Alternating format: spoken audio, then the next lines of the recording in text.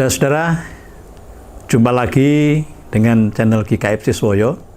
Kali ini kita akan membahas tokoh yang cukup nyentrik dan cukup fenomenal, yaitu Raden Wisanggeni.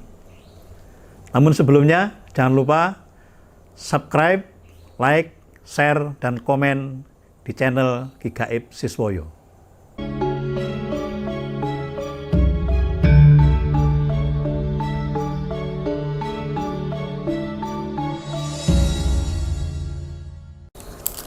Saudara-saudara, tokoh kita kali ini yaitu Wisanggeni, satu tokoh yang cukup fenomenal dan cukup nyentrik.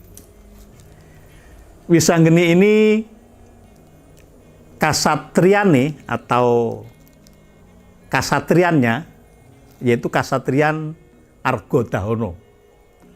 Argo itu gunung, Dahono itu geni atau api.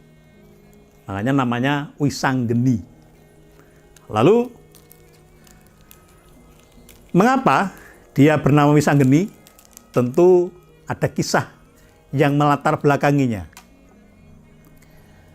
Wisanggeni adalah putra dari Panengah Pandowo, yaitu Raden Arjuna, dengan seorang istri yaitu Dewi Dresanala, putri dari Bathara Brama, dari kayangan Argodahono. Ketika Dewi Dresanala itu hamil 7 bulan, dikisahkan bahwa putra dari Bathara Guru dan Betari Durga, yaitu Prabu Dewasrani, itu ingin memperistri Dewi Dresanala. Ini menjadi satu dilema bagi Dewi Dresanala sendiri dan bagi Bathara Brama. Karena Bathara Brama itu di bawah kekuasaan Bathara Guru, maka Betari Durga meminta kepada Bathara Guru agar Bathara Brama memberikan anaknya yaitu Dewi Dresanala kepada Prabu Dewasrani. Bathara Brama bingung. Bagaimana mungkin anak saya itu sudah bersuami dan sedang hamil 7 bulan. Namun, karena kekuasaan itu kadang-kadang bisa menentukan segala-galanya, kadang-kadang kekuasaan itu digunakan menuruti kepentingan pribadinya, maka terjadilah sebuah masalah yang sangat rumit, yaitu Bathara Brama memaksa kepada Dewi Dresanala untuk berpisah dengan Arjuna dan menikah dengan Dewasrani. Karena Dewi Dresanala itu sedang hamil 7 bulan, maka dipaksalah bayi di dalam kandungan yang masih berusia 7 bulan itu untuk segera dilahirkan. Dengan kekuasaan kadewatan atau kesaktian para dewa, maka lahirlah bayi prematur, seorang bayi laki-laki yang mungil dan tampan, diberi nama Wisanggeni.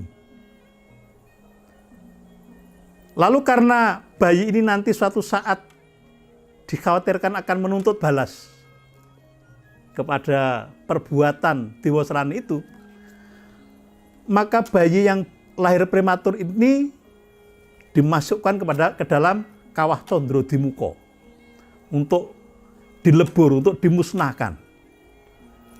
Tetapi kekuasaan Tuhan berbeda dengan kehendak manusia, siapapun itu dan apapun pangkatnya. Bayi yang dimasukkan ke dalam kawah Condrodimuka itu tidak hancur, tidak mati, malah dia tumbuh menjadi seorang kesatria yang mungil, tampan, dan cekatan yang bernama Wisanggeni ini. Karena Wisanggeni ini lahir dari api, maka dia ingin mencari siapakah orang tuanya, siapakah bapak ibunya. Ada dewa yang baik hati yaitu Bathara Narada. Itu adalah patihnya Bathara Guru. Bathara Narada itu dari kayangan Suduk Pangudal-udal. Maka oleh Bathara Narada disuruh tanya kepada Bathara Guru. Itu rajanya dewa, pasti tahu. Nanti kalau dewa yang tidak mau memberitahu siapa bapakmu atau orang tuamu, hajar saja. Dia bertanya, apa ciri-ciri dewa itu? Salah satunya kakinya tidak menyentuh tanah, lalu di namanya itu menyandang gelar yaitu Bathara. Nah, bertandanglah dia ke Kayangan Suraloyo. Ketemu Dewa Indra, ditanya siapa bapakku? Tidak tahu, dihajar. Ketemu Dewa Yama Dipati atau Dewa Yama, ditanya, tidak tahu, dihajar, dan sebagainya. Sampai suatu saat pada Bathara Guru.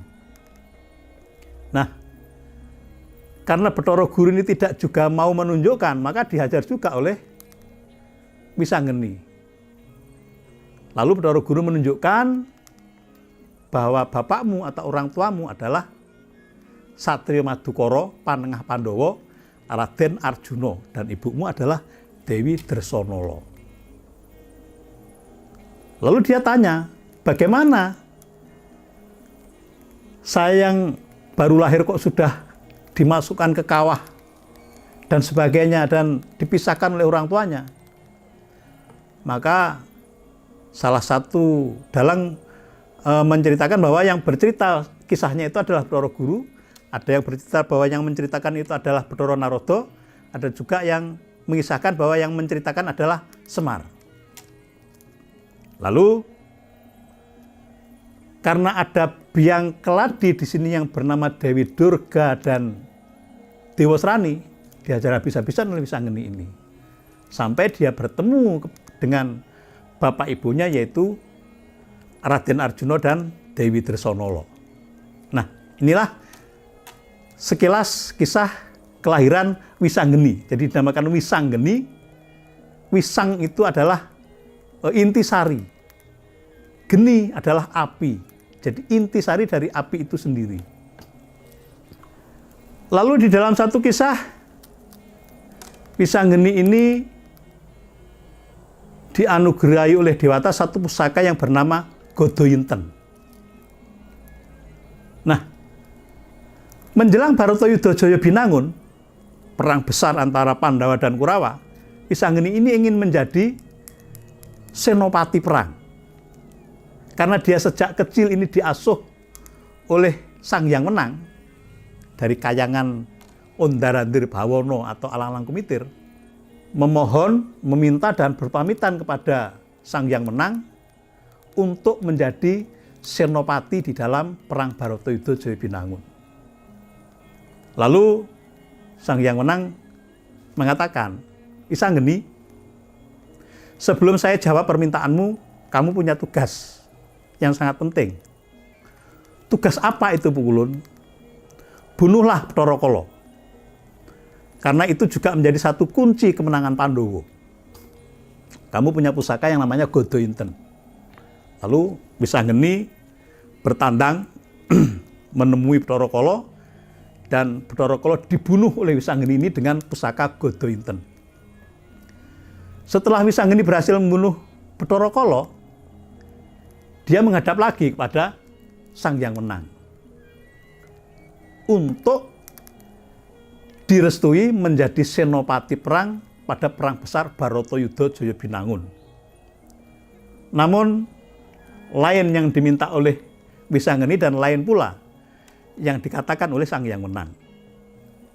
Sang Hyang Wenang berkata kepada Wisanggeni, Wisanggeni, iki pilihan, eneng pilihan loro. Pilihlah, ada dua pilihan.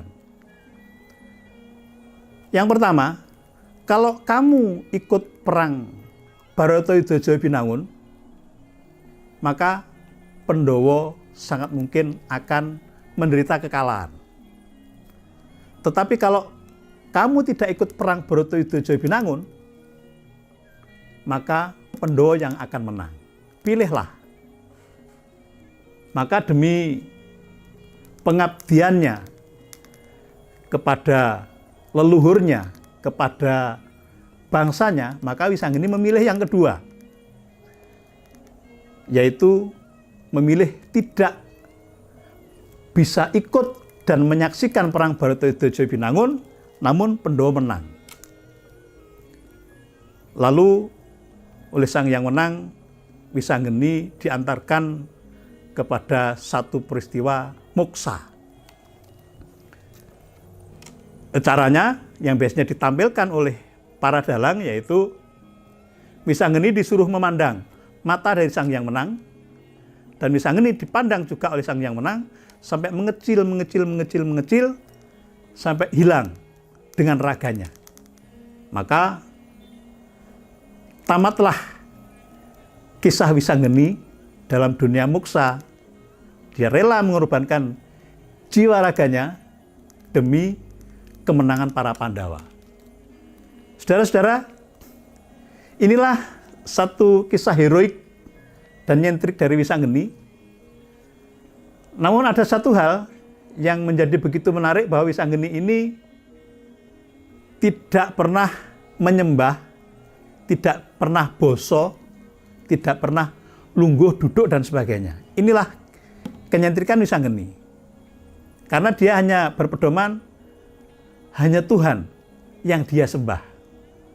Siapapun itu, betapapun tinggi dan besar jasanya kepada dia, walaupun dia berbakti tetapi tidak menyembah. Ora boso, ora bisa lungguh, dodok, ora iso nyembah. Inilah Raden Wisanggeni. Saudara-saudara, pecinta dan penikmat wayang kulit, demikianlah tokoh kita kali ini.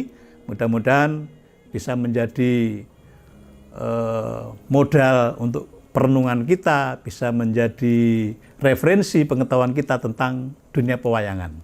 Rahayu.